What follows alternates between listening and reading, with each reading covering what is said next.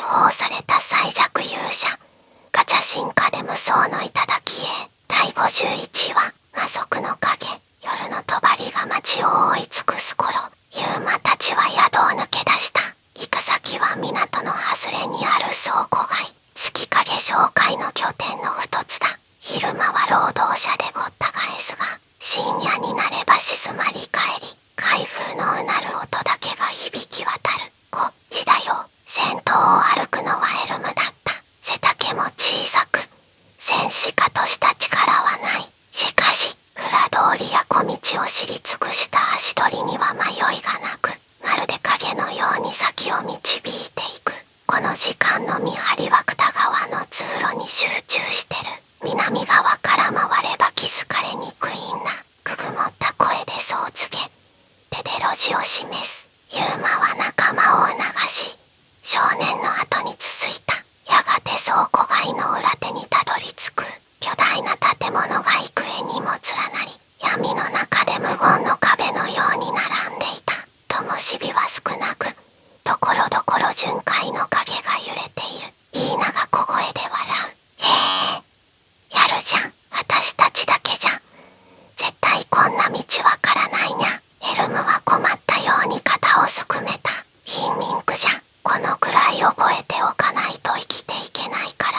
その小羽には苦みがあった。ユーマは彼を見やり、軽くうなずく。無理はしないでくれよ。案内してくれるだけで十分助かってる。少年は黙ってうなずき、再び先へ進んだ。倉庫の裏壁に回り込むと、窓の一つからぼんやりと光が漏れていた。セレスが手を挙げ、三人を制した。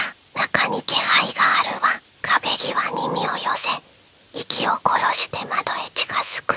埃の積もったガラス越しに揺れる影が見えた。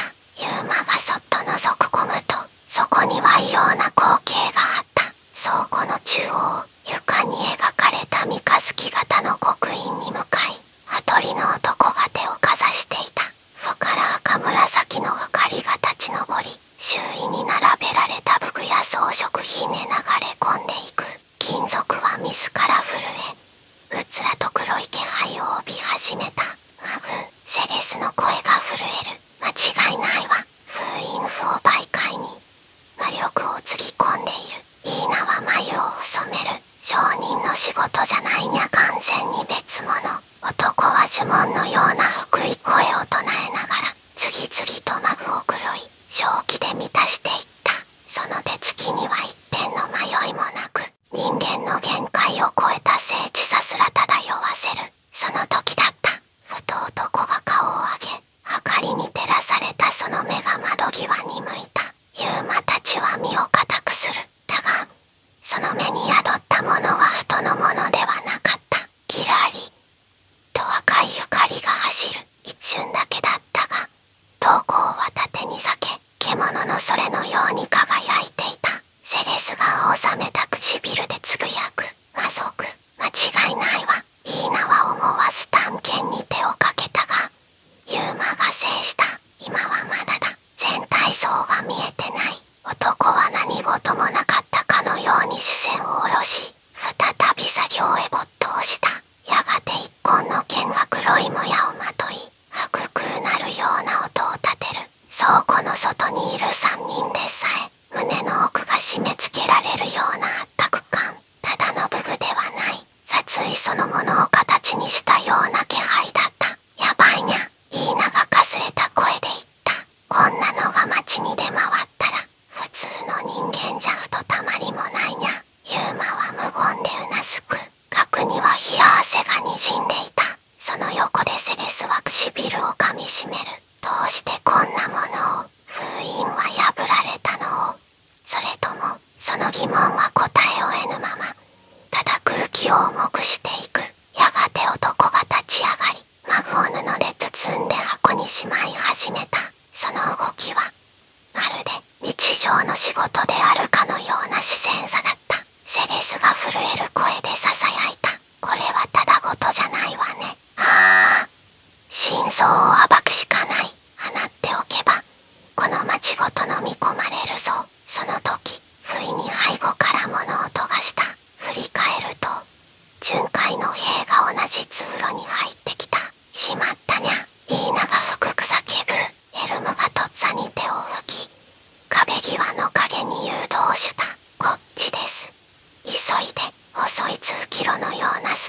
滑り込み、物音を殺して身を潜める兵の足音が遠ざかるまで、全員が冷たい汗を流し続けた。助かった。ユーマが息を整えながら言った。エルムは照れくさそうに肩をすくめた。こんなことしかできないけど、夜風が吹き抜ける倉庫街。その涼しさよりも胸に残ったのは、背筋を撫でる不穏な気配だった。鳩の顔をかぶった魔族が、この町で暗躍している。その確信は、彼らの心に重くのしかかった。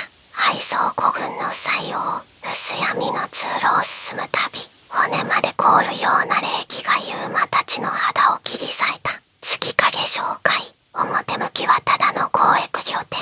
だが地下に潜む秘密の通路からは、冷気をまつわった桁外れの魔力がうねりながら溢れ出ていた。息を細め、冷や汗を拭いながら進む。そして倉庫の奥にあれが現れた。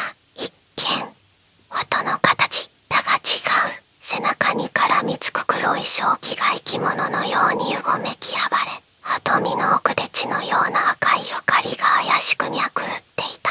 ユーマは思わず足を止める。あれは、かすれた声で問うと、横のセレスが吐いた。上位個体、魔族の中でも選び抜かれた存在を、私たちの力じゃ絶対に勝てない。その一言に、リーナの手が震える。じゃあどうすればいいにゃ。上位個体の放つ圧は倉庫全体に満ち、ユーマの持つ盾でさえ、今にも砕けそうなほど激しくきしんでいた。戦えば即座に蹂躙される。だが幸い、敵はこちらに気づいてはいない。その時、倉庫の側面からに馬車が入ってきた。馬車の横番に刻まれた三日月。彼らが追い続けてきた月影紹介の印だ。荷台には木箱がぎっちり詰め込まれ、蓋の隙間から赤黒い光が這い出している。セレスが息を詰め、耳を澄ませる。荷馬車を仕切る男の声が冷えた空気に低く響いた。この荷は北方領へ運び出せ。3日後だ。最後の封印符が揃ったな。戦乱の準備は終わっている。予定に狂いはない。萩式の準備も整った。あとは開くだけだ。3日後、封印不義手記。その言葉が静かに胸へ突き刺さる。上位個体、マグの輸送。そして3日後に迫る大規模輸送。セレスの顔色が一気に青ざめた。門を開くつもりね。封印符を使って異界との通路を強制的にこじ開けるつもりなんだわ。ユーマが問う。通路を開くってそれがどういう意味を持つんだ。セレスの瞳が冷たく光る。異界の魔力が一気に流れ込む。制御できなければ大規模な魔力災害を吹き起こすの。都市一つが吹き飛ぶ規模よ。その言葉にリーナが顔をこわばらせる。そんな都市全部が。ユーマは拳を握りしめた。3日、その短い猶予の間にこの計画を止めなければ誰も生き残れない。背筋に冷たいものが走る。敵は上位個体、今の自分たちでは到底勝てない存在。その上、3日以内に止めなければ都市規模の壊滅が訪れる。逃げ場も迷う余裕もない。リーナが矢を握りしめ、震える声で言う。でもやるしかない。私たちが止めなきゃ本当に手遅れになるにゃ。セレスも黙ってうなずいた。彼女の手も震えていたが、その瞳に揺らぎはなかった。ユーマは深く息を吸い、覚悟を決めた。3日だ。俺たちで終わらせる。どんな手を使ってでも。倉庫の闇はさらに深まり、遠くで上位個体の赤い光がゆらりと揺らめく。運命の